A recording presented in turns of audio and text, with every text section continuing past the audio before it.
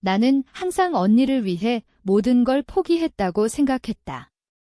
그런데 그날 그녀의 메시지가 도착한 순간 내 인생이 산산조각 났다. 짐 챙겨나가. 더 이상 못 참아. 그 한마디가 내 가슴을 꿰뚫었다. 나는 떨리는 손으로 핸드폰을 쥐고 눈물이 주체할 수 없이 흘러내렸다. 왜 나한테 이런 짓을? 언니는 내 피부치, 내 유일한 가족이었는데. 하지만 그 메시지를 읽는 순간 나는 깨달았다. 이 집, 이 삶, 모든 게 내 거였어. 언니는 몰랐다. 그녀가 아무것도 모른 채로 날 쫓아내려 했던 그 집의 진짜 주인이 바로 나라는 걸. 그날 아침은 평소와 다름없었다. 서울의 번잡한 아파트, 강남의 번쩍이는 고층 빌딩 사이에 자리 잡은 우리 집. 나는 일찍 일어나 커피를 타며 창밖을 바라봤다. 창밖으로는 한강이 흐르고 사람들이 바쁘게 출근하는 모습이 보였다. 나는 28살, 평범한 회사원. 아니, 평범하지 않았다. 내 삶은 언니를 위해 돌아갔다. 언니, 김지은. 그녀는 5년 전부터 우리 집에 살고 있었다. 엄마가 돌아가신 후 언니는 결혼 생활이 파탄나서 남편과 헤어졌고 아이도 없이 빈손으로 돌아왔다. 나는 그때부터 언니를 받아들였다. 언니, 여기서 지내.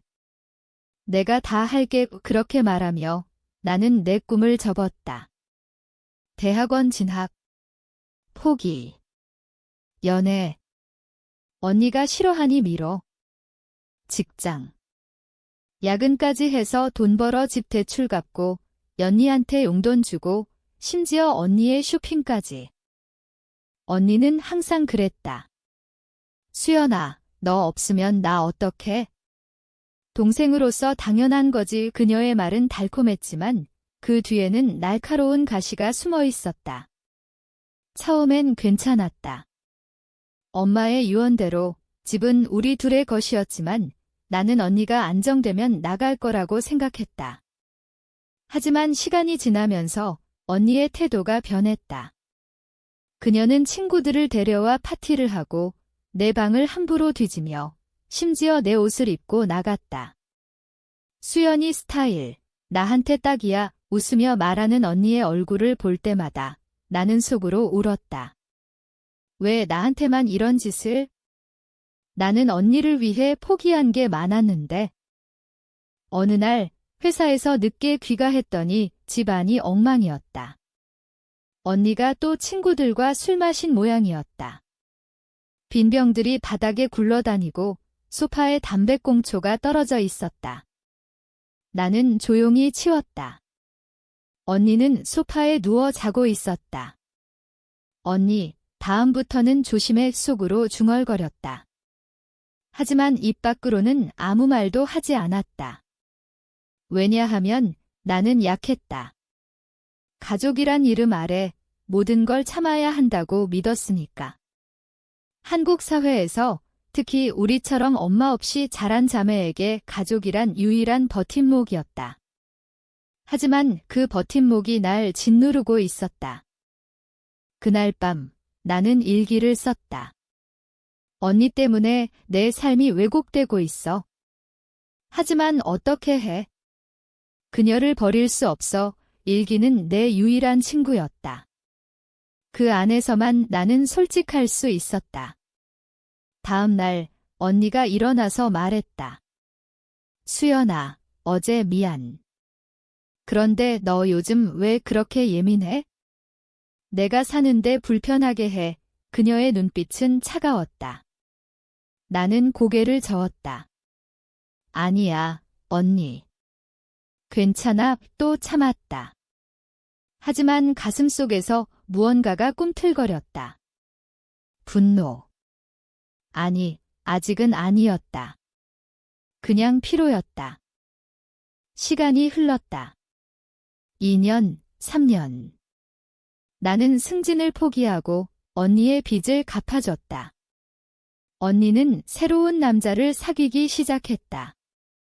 그는 부유한 사업가였다. 수연아, 이번에 진짜 잘 될 것 같아. 너도 축하해 줄래? 언니는 행복해 보였다. 나는 웃었다. 언니, 축하해 하지만 속으로는 불안했다. 언니의 연애는 항상 파국으로 끝났으니까. 그리고 이번에도 그랬다. 남자가 언니를 버리고 갔고 언니는 울면서 내게 달려왔다. 수연아, 왜 나한테만 이런 일이? 너라도 곁에 있어줘. 나는 또 안아줬다. 밤새 울던 언니를 달래며 내 눈물은 삼켰다. 그러던 어느 가을날 변곡점이 왔다. 회사에서 큰 프로젝트를 맡았고 나는 밤낮 없이 일했다. 집에 돌아오니 언니가 내 노트북을 뒤지고 있었다. 언니, 뭐 해? 나는 놀라 물었다. 언니는 태연하게 말했다.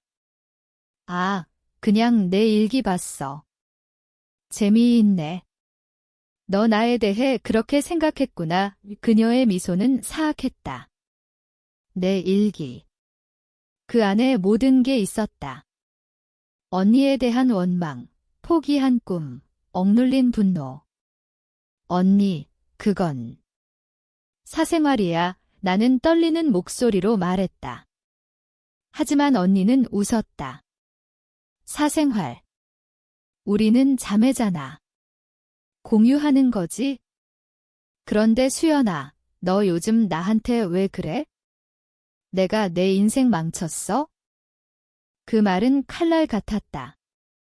나는 그날 밤 울면서 잠들었다. 다음 날 언니는 더 노골적으로 변했다. 내 음식을 함부로 먹고 내 돈을 빌려 쓰고 심지어 내 친구에게 수연이는 집에서 애처럼 굴어라고 말했다. 나는 참을 수 없었다. 언니, 그만해. 나도 사람인데. 언니는 코웃음 쳤다. 사람. 너는 동생이야. 가족으로서 당연히 나를 도와야지. 엄마가 그렇게 가르쳤잖아. 그 순간 나는 엄마의 얼굴을 떠올렸다. 엄마는 항상 가족은 서로를 위해 사는 거야 라고 했지만 이게 정말 그럴까? 겨울이 다가왔다. 크리스마스 이브, 나는 회사 파티를 마치고 집으로 왔다. 문을 열자 집 안은 조용했다. 언니가 없었다. 테이블 위에 편지가 놓여 있었다. 수연아, 나 결혼할 거야. 새 남자랑. 집은 너한테 맡길게. 하지만 내가 그렇게 원망하니 나도 이제 못 참아. 짐 챙겨나가. 더 이상 내가 필요 없어. 아니, 그건 메시지가 아니었다. 핸드폰 알림이 울렸다. 언니의 카톡, 짐 챙겨나가. 더 이상 못 참아. 첨부된 사진은 내 일기 스크린샷이었다. 그녀가 모든 걸 공유한 거였다. 친구들, 가족, 심지어 엄마의 지인들까지. 나는 무너졌다. 무릎 꿇고 소리쳤다. 왜 나한테? 눈물이 바닥을 적셨다. 그 순간 모든 게 스치듯 떠올랐다. 언니의 배신, 반복된 모욕, 내 희생. 나는 집을 샀다. 엄마의 유산으로 나 혼자 갚은 대출. 언니는 아무것도 몰랐다. 그녀는 그냥 우리 집이라고 생각했다. 하지만 소유권은 내 이름으로 되어 있었다. 나는 떨리는 손으로 변호사를 불렀다. 집 추방 절차 시작해주세요. 다음 날 언니가 돌아왔다. 새 남자와 함께. 수연아, 이 집에서 우리 결혼식 할까 해. 내가 도와줄 거지. 그녀는 웃었다. 나는 차갑게 말했다. 언니, 나가. 이 집은 내 거야. 언니의 얼굴이 창백해졌다. 무슨 소리야. 나는 서류를 내밀었다. 소유권 증명서. 엄마 유산, 내가 다 갚았어. 언니는 아무것도 안 했잖아. 그 남자가 어이없다는 듯 웃었다. 이게 무슨 드라마야? 하지만 언니는 울었다. 수연아, 미안. 내가 잘못했어. 가족인데. 가족. 그 단어가 이제 역겹게 들렸다. 언니, 가족은 서로를 짓누르는 게 아니야. 나도 이제 내 삶을 살 거야. 나는 문을 열었다. 언니는 짐을 챙기며 흐느꼈다. 너 때문에 내가 이렇게 됐어. 내가 날 버리는 거야. 나는 대답하지 않았다. 그냥 봤다. 그녀의 눈에 스며든 후회, 그게 내 복수였다. 남자는 언니를 데리고 나갔다. 이런 집, 안 그래도 별로였어. 집안이 고요해졌다. 나는 소파에 앉아 창밖을 봤다. 한강은 여전히 흘렀다. 내 가슴은 텅 비어 있었다. 승리. 아니, 그냥 해방이었다. 하지만 왜 이렇게 아픈 거지? 언니의 마지막 메시지, 수연아, 용서해줘. 나는 답하지 않았다. 이제 나는 나를 용서해야 했다. 그 후로 며칠이 지났다. 집은 여전히 조용했다. 나는 출근을 쉬고 혼자서 방 청소를 했다. 언니의 흔적이 곳곳에 남아 있었다. 그녀의 화장품, 옷까지, 심지어 냉장고에 붙은 메모. 수연아, 우유 사와. 그 글씨를 보니 가슴이 저렸다. 왜 이제야 이런 감정이 밀려오는 거지? 나는 언니를 미워한 적이 없었다. 오히려 사랑했다. 그 사랑이 날 갉아먹은 거였다. 회사 동료들이 물었다. 수연 씨, 요즘 왜 안 보이세요? 무슨 일 있어요? 나는 웃으며 가족 일로 바빠서요 라고 대답했다. 하지만 속으로는 무너지고 있었다. 밤에 잠이 오지 않았다. 꿈에서 언니가 울며 동생아, 도와줘라고 외쳤다. 나는 깨서 울었다. 복수는 달콤하지 않았다. 오히려 공허했다. 나는 상담소를 찾았다. 한국의 정신건강 클리닉, 익명으로 전화했다. 저는 가족 때문에 무너졌어요. 어떻게 해야 할까요? 상담사는 말했다. 당신의 감정을 인정하세요. 포기한 게 많아요. 이제 자신을 위해 사세요. 그 말이 와닿았다. 나는 일기를 다시 썼다. 이번엔 원망이 아니라 내 꿈을 적었다. 대학원 가고 싶어. 여행 가고 싶어. 연애도 하고 싶어. 펜 끝이 떨렸다. 10년 만에 내 바람을 적는 기분이었다. 한 달 후, 언니로부터 소식이 왔다. 공통 지인 통해. 지은이가 새 집으로 이사했대. 그런데 남자가 떠났대. 혼자서 울고 있대. 나는 가슴이 철렁했다. 복수했는데 왜 미안한 거지? 나는 망설였다. 가볼까? 하지만 발걸음이 떨어지지 않았다. 대신 나는 변호사에게 연락했다. 집 추방은 완료됐어요. 이제 법적으로 문제없어요. 그 말에 안도했다. 하지만 마음은 여전히 무거웠다. 어느 날 거리에서 언니를 봤다. 카페 앞 그녀는 홀로 앉아 커피를 마시고 있었다. 얼굴은 수척했다. 옷은 헐거워 보였다. 나는 멀찍이 서서 봤다. 언니가 핸드폰을 보며 울었다. 내 번호일까? 나는 돌아섰다. 언니, 이제 각자 살아. 속으로 중얼거렸다. 시간은 흘렀다. 봄이 왔다. 나는 대학원 입시를 준비했다. 영어 책을 펴고 논문을 읽었다. 집은 이제 내 공간이 됐다. 친구를 불렀다. 수연아, 오랜만이야. 집 분위기 좋아졌네. 친구의 말에 웃었다. 응, 새로 시작이야. 하지만 언니의 그림자는 지워지지 않았다. 소셜미디어에서 그녀의 포스트를 봤다. 가족이란 뭐지? 배신당한 기분, 해시태그 가족 후회. 나는 스크롤을 내렸다. 그녀도 아파하고 있었다. 그게 위안이 됐다. 복수는 하늘이 대신하는 게 아니라 삶 자체가 주는 거였다. 회사에서 승진 소식이 왔다. 수연 씨, 이번 프로젝트 잘했어요. 팀장으로 올려요. 나는 기뻤다. 언니가 있었다면 축하해. 그런데 집세 좀 더 내라고 했을 텐데. 이제는 내 몫이었다. 퇴근 후 한강 산책로를 걸었다. 바람이 시원했다. 엄마, 제가 잘하고 있나요? 하늘을 봤다. 여름, 나는 여행을 갔다. 제주도로. 혼자서. 바다를 보며 울었다. 자유의 눈물이었다.